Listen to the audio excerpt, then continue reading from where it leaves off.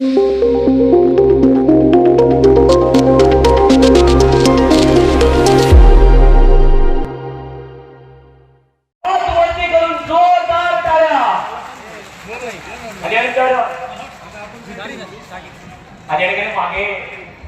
आपण सर्वजण हा जन आशीर्वाद त्या ताईंना की तुम्ही सगळेजण असेच मागे असाल त्यांच्या बरोबर मग काय करायची? काय नाही, निवडून द्यायची नेहाताई. सकाळी सकाळी पेशंट. जय शिवराय. आई मुक्ताईच्या प्राणात आणि गणपतीच्या आशीर्वादाने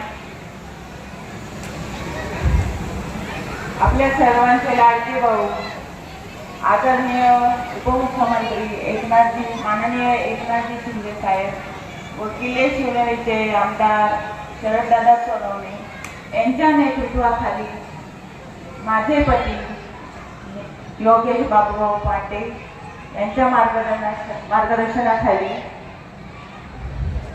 मी नेहा योगेश पाटे जिल्हा परिषद निवडणूक लढवत आहे. माझा सगळ्यांना नमस्कार. माता भगिनींना आज आपल्यासाठी होम मिनिस्टरचे आयोजन सगळ्यांसाठी आयोजन केले आहे. रोजच्या कामाच्या वेळातून स्वतःसाठी स्वतःच्या आनंदासाठी आजचे हे होम मिनिस्टर जरा बहिणी म्हणतात ना, पाण्यात पडल्याशिवाय पोहता येत नाही. म्हणूनच मी आज आमच्या आव्हानाच्या खांद्याला खांदा लावून मला पुढे जायचे आहे. तुम्ही तुमच्या येणाऱ्या जिल्हा परिषद तुम्ही तुमच्या नेहाताईला तुम्ही तुमच्या नेहा वहिनीला नेहाताईला निवडून द्या. विकासाचा मार्ग निवडा. सदैव तुमच्या सोबत राहणारी एक साधी बहीण. एवढंच बोलते. जय हिंद, जय महाराष्ट्र. विक्री झाली पाहिजे. मागे पुरुष मंडळी तुमचं मत कुणाला आहे? मागे तिकडे मग काय करायची? काय नाही, निवडून द्यायची नेहाताई. सकाळी सकाळी पेशंट चहा आणि निवडून आणायची आपल्या हक्काची नेहा.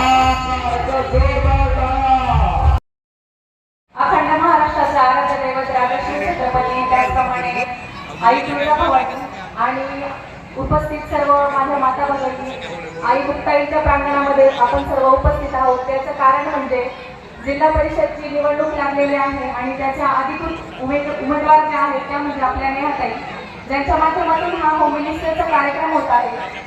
तुम्ही सर्व आनंदी आहात, हसत आहात. त्याचं कारण म्हणजे आपले सर्वांचे मार्गदर्शक प्रथम लोकनियुक्त सरपंच तसेच तालुका शिवसेना प्रमुख माझे मार्गदर्शक योगेश बाबूभाऊ पाटे आणि त्यांच्याच अर्धांगिनी आता आपल्या समोर एक उमेदवार म्हणून आपल्या समोर आताच त्यांनी आपली ओळख सांगितली.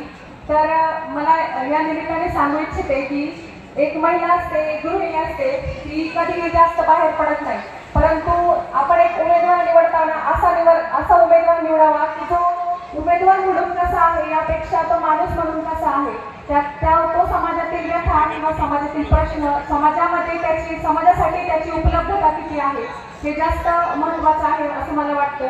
आणि त्याच दृष्टिकोनातून आज आपण पाहिलं की नेहाताई किती साध्या, सारस आणि मायावी स्वभावाचा आहे. आणि स्त्रियांमध्ये जो इमोशनल कोशंट आहे म्हणजे जी भावनिक स्तर, जो स्त्रियांचा भावनिक स्तर असतो तो पुरुषांपेक्षा जास्त असतो. मग त्यामध्ये स्त्रीला समाजातील जी प्रश्नांची संवेदनशीलता आहे ती स्त्रीला जास्त असते. त्यामुळे आपल्या परिसराचा विकास होण्यासाठी आणि अधिक जास्त आपण नारायणगावकरांनी आपल्या या नेहाताईला विजयी करावा असं विनंती सुद्धा करते. थांबते. धन्यवाद.